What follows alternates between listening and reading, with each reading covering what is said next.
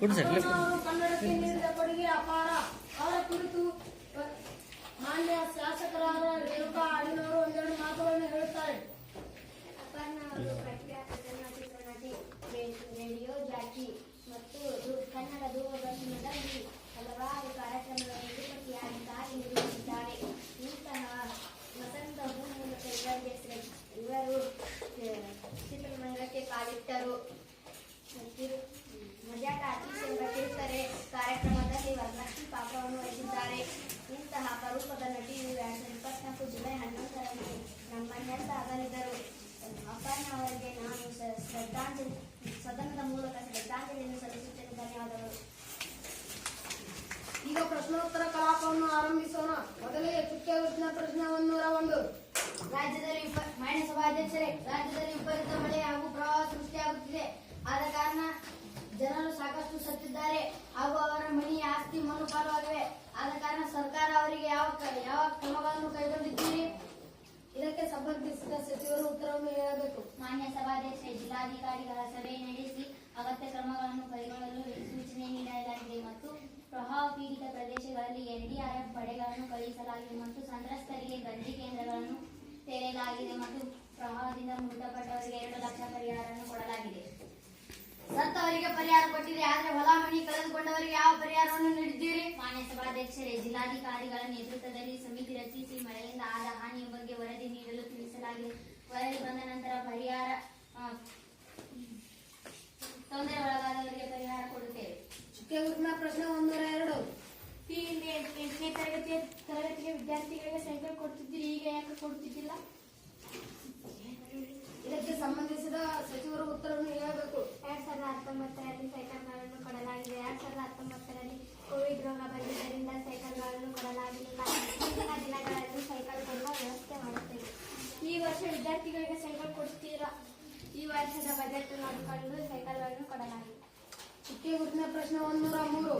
ಮಾನ್ಯ ಸಭಾಧ್ಯಕ್ಷರೇ, ಕ್ರೀಡಾಪಟುಗಳಿಗೆ ಸರ್ಕಾರದಲ್ಲಿ ಯಾವ ರೀತಿಯ ಪ್ರೋತ್ಸಾಹ ನೀಡಲಾಗುತ್ತಿದೆ ಮತ್ತು ಕ್ರಿಕೆಟ್ಗೆ ಹೆಚ್ಚಿನ ಪ್ರೋತ್ಸಾಹ ಇದೆ, ಆದರೆ ಇತರೆ ಕ್ರೀಡೆಗಳಿಗೆ ಸರ್ಕಾರ ಯಾಕೆ ಪ್ರೋತ್ಸಾಹ ನೀಡುತ್ತಿಲ್ಲ? ಇದಕ್ಕೆ ಸಂಬಂಧಿಸಿದ ಸಚಿವರು ಉತ್ತರವನ್ನು ಹೇಳಬೇಕು. ಮಾನ್ಯ ಸಭಾಧ್ಯಕ್ಷರೇ, ಸರ್ಕಾರವು ಕ್ರೀಡಾಪಟದಲ್ಲಿ ಕ್ರೀಡಾ ಪ್ರಶಸ್ತಿಗಳನ್ನು ನೀಡುತ್ತಿವೆ. ಒಲಿಂಪಿಕ್ಸ್ ಪದಕ ಗೆದ್ದವರಲ್ಲಿ ಸರ್ಕಾರಿ ಉದ್ಯೋಗಗಳನ್ನು ನೀಡುತ್ತಿದೆ. ಕ್ರೀಡೆ ಎಂದರೆ ಕ್ರಿಕೆಟ್ ಮಾತ್ರವಲ್ಲ, ಎಲ್ಲಾ ಕ್ರೀಡೆಗಳು ಸರ್ಕಾರವು ಸಮಾನವಾಗಿ ನೋಡುತ್ತಿದೆ. ಪ್ರಶ್ನೆ 104.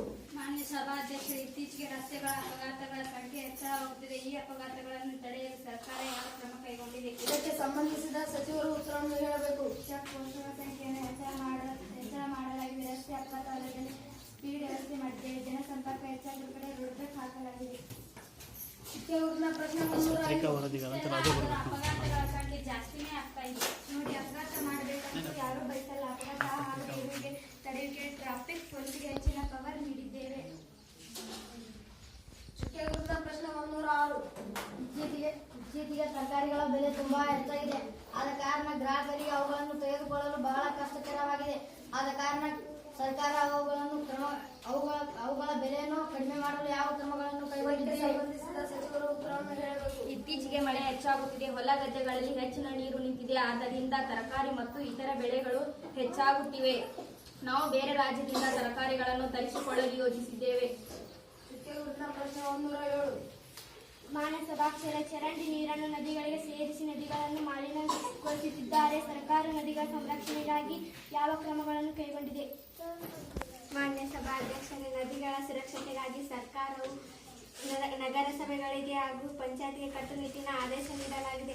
ನದಿಗಳ ತ್ಯಾಜ್ಯ ವಸ್ತುಗಳ ಸೇರಿದಂತೆ ತಿಳಿಸಲಾಗಿದೆ. ಚರಂಡಿ ನೀರನ್ನು ಸೇರದಂತೆ ಬೇರೆ ವ್ಯವಸ್ಥೆ ಕೂಡ ಮಾಡಿದ್ದೇವೆ. ಗ್ರಾಮೀಣ ಪ್ರದೇಶಗಳಲ್ಲಿ ಬಾಲ್ಯ ವಿವಾಹವನ್ನು ಇನ್ನೂ ನಡೀತಾ ಇವೆ. ಸರ್ಕಾರ ಹಲವಾರು ಕಾಯ್ದೆಗಳನ್ನು ಜಾರಿಗೆ ತಂದರೆ ಏಕೆ ಬಾಲ್ಯ ವಿವಾಹವನ್ನು ತಡೆಗಟ್ಟಲು ಸಾಧ್ಯವಾಗುತ್ತಿಲ್ಲ?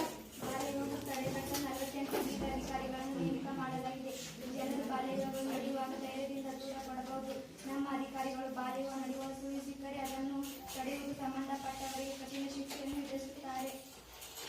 ಯಾವುದಾದರೂ ಗಮನ ಸೆಳೆಯುವ ಪ್ರಶ್ನೆಗಳಿದ್ದರೆ ಕೇಳಬಹುದು. ಮಹಿಳೆಯರಿಗೆ ಬಸ್ ಫ್ರೀ ಮಾಡಿದರೆ ಸರಿ, ಆದರೆ ಅದರಿಂದ ಶಾಲಾ ಕಾಲೇಜು ಓದುವ ವಿದ್ಯಾರ್ಥಿಗಳಿಗೆ ಬಹಳ ಕಠಿಣವಾಗಿದೆ. ಆದ ಕಾರಣ ಅದಕ್ಕೆ ಏನು ಪರಿಹಾರ ನೀಡುತ್ತೀರಿ? ಮಾನ್ಯ ಸಭಾಧ್ಯಕ್ಷರೇ, ಸಾಕಷ್ಟು ಹೊಸ ಬಸ್ಸುಗಳನ್ನು ಬಿಟ್ಟಿವೆ. ಕೆಲವು ಶಾಲೆಗಳಿಗೆ ನೇರವಾಗಿ ಬಸ್ಸಿನ ವ್ಯವಸ್ಥೆ ಮಾಡಿರಿ.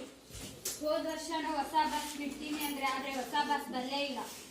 ಶಾಸಕರು ನೋಡಿಲ್ಲ ಅಂತ ಕಾಣುತ್ತೆ. ಎಲ್ಲ ಡಿಪೋಗಳಿಗೂ ಅವುಗಳ ಅವಶ್ಯಕತೆಗೆ ತಕ್ಕಂತೆ ಬಸ್ಸುಗಳ ವ್ಯವಸ್ಥೆ ಮಾಡಿರಿ. ಮಾನ್ಯ ಸಚಿವರೇ, ಹೊಸ ಬಸ್ ಬಂದಿದ್ದು ನೋಡಿದ್ದೇವೆ. ಅವು ಡಿಪೋಯಿಂದ ಹೊರಗೆ ಬಂದಿದ್ದು ಕಡಿಮೆ. ಮತ್ತೆ ಹಳೆ ಬಸ್ಗಳು ರಿಪೇರಿಗೆ ಅಂತ ಡಿಪೋ ಒಳಗೆ ಹೋಗಿದ್ದು ಮತ್ತೆ ಹೊರಗೆ ಬಂದೇ ಇಲ್ಲ. ಹಾಗೇನೂ ಇಲ್ಲ. ಎಲ್ಲರಿಗೂ ಗೊತ್ತಿರುವ ಹಾಗೆ ಪ್ರತಿ ವರ್ಷ ಹಳೆ ಬಸ್ಸುಗಳನ್ನು ಎಫ್ಸಿಗೆ ಕಳುಹಿಸಲಾಗುತ್ತೆ. ಆ ಸಂದರ್ಭದಲ್ಲಿ ಬಸ್ಸುಗಳ ಸಂಖ್ಯೆ ಕಡಿಮೆಯಾಗಿರಬಹುದು. ಮೊದಲು ಜನರು ಖಾಸಗಿ ವಾಹನ ಮತ್ತು ತಮ್ಮ ವೈಯಕ್ತಿಕ ಗಾಡಿಗಳಲ್ಲಿ ಪ್ರಯಾಣ ಮಾಡುತ್ತಿದ್ದರು. ಈಗ ಉಚಿತ ಪ್ರಯಾಣ ಮಾಡುವುದರಿಂದ ಪ್ರಯಾಣಿಕರ ಸಂಖ್ಯೆ ಹೆಚ್ಚಾಗಿದೆ. ಈ ಸಂದರ್ಭದಲ್ಲಿ ಕೆಲವು ತೊಂದರೆಗಳು ಆಗಿರಬಹುದು. ನಮ್ಮ ಸಾರಿಗೆ ಇಲಾಖೆ ಅಧಿಕಾರಿಗಳಿಗೆ ಎಲ್ಲ ಸಮಸ್ಯೆಗಳನ್ನು ಪರಿಹರಿಸಲು ಸೂಚನೆ ನೀಡಲಾಗಿದೆ. ನೀವು ಹೇಳಿದಾಗೆ ಯಾವ ಸಮಸ್ಯೆಗೂ ಪರಿಹಾರವಾಗಿಲ್ಲ. ನಮ್ಮ ಯೋಜನೆಗಳಿಂದ ವಿರೋಧ ಪಕ್ಷದವರು ಹತಾಶೆಯಾಗಿದ್ದರೆ ಜನರಿಗೆ ಯಾವುದೇ ತೊಂದರೆ ಆಗದಂತೆ ನಮ್ಮ ಸರ್ಕಾರ ನೋಡಿಕೊಳ್ಳುತ್ತದೆ. ಕಲಾಪವನ್ನು ಮಧ್ಯಾಹ್ನಕ್ಕೆ ಮುಂದೂಡಲಾಗಿದೆ.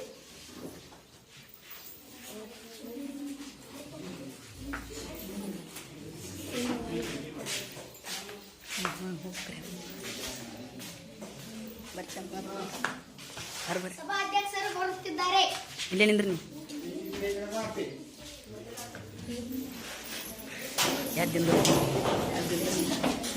ಎಲ್ಲರೂ ಕುಳಿತುಕೊಳ್ಳಿ.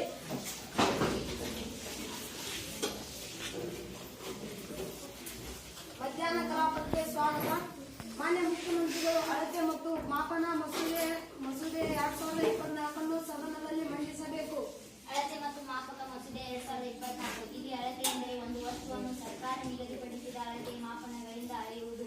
ಸಾರ್ವಜನಿಕರು ಕೆಲವು ವಸ್ತುಗಳನ್ನು ಖರೀದಿಸುವಾಗ ವ್ಯಾಪಾರಿಗಳು ಅಳತೆ ಮಾಪನಗಳನ್ನು ಬಳಸುವುದಿಲ್ಲ.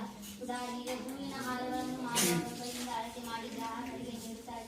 ಆದರೆ ಸರ್ಕಾರವು ನಿಗದಿ ಮಾಡಿರುವ ಮೀಟರ್ ಮಾಪನಗಳಲ್ಲಿ ಅಳತೆ ಮಾಡುತ್ತಿಲ್ಲ. ಇದನ್ನು ಮುಂದೆ ಯಾವುದೇ ವಸ್ತುಗಳನ್ನು ಅಳತೆ ಮಾಡುವಾಗ ಮೀಟರ್, ಇಂಚು, ಫೀಟ್ಗಳ ಅಳತೆಯಲ್ಲಿ ಮಾಪನ ಮಾಡಬೇಕು. ತಪ್ಪಿದರೆ ಮೊದಲನೇ ಸಲದ ಅಪರಾಧಕ್ಕೆ 500 ರೂಪಾಯಿ ದಂಡ, ಎರಡನೇ ಸಲದ ಅಪರಾಧಕ್ಕೆ 1000 ರೂಪಾಯಿ ದಂಡ ಹಾಗೂ 6 ತಿಂಗಳ ಕಾರಾಗೃಹ ಶಿಕ್ಷೆ ವಿಧಿಸಲಾಗುವುದು.